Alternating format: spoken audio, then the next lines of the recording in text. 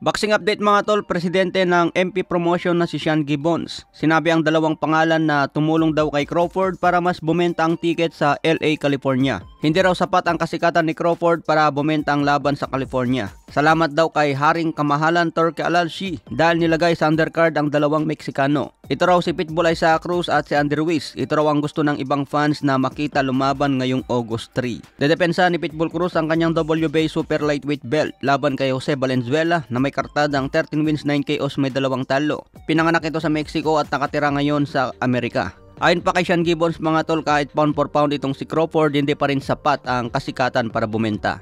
Ito ang unang laban ni Crawford sa 154 pounds. Nakataya agad ang WBA at WBO interim belt. Kailangan manalo dito si Crawford para mapalaban kay Sebastian Fundora.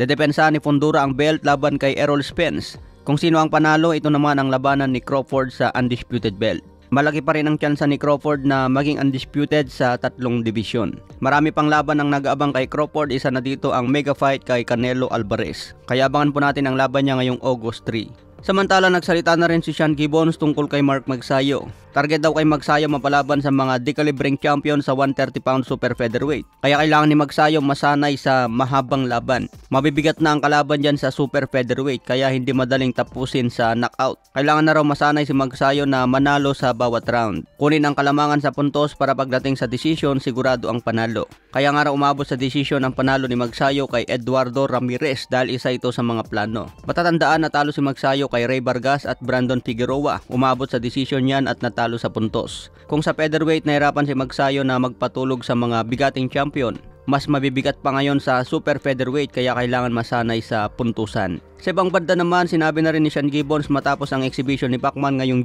nakikipagnegosasyon na raw ito sa kampo ni Mario Barrios para sa tunay na comeback fight ni Pacman. Ipapakita raw ni Pacman ngayong exhibition na mas mahirap ang boxing kaysa MMA. Sinabi kasi ni Suzuki mga tol, gusto niya i-knockout si Pacman. Pero hindi ito madaling gawin kay Pacman dahil legendary champion yan. Nagpakita na rin si Pacman ng isang training kung saan pinaghahandaan si Suzuki. Makikita po natin may bilis pa rin si Pacman sa edad na 45. Hindi pa todo ang training ni Pacman dyan mga tol, kumbaga warm up pa lang yan. Uy!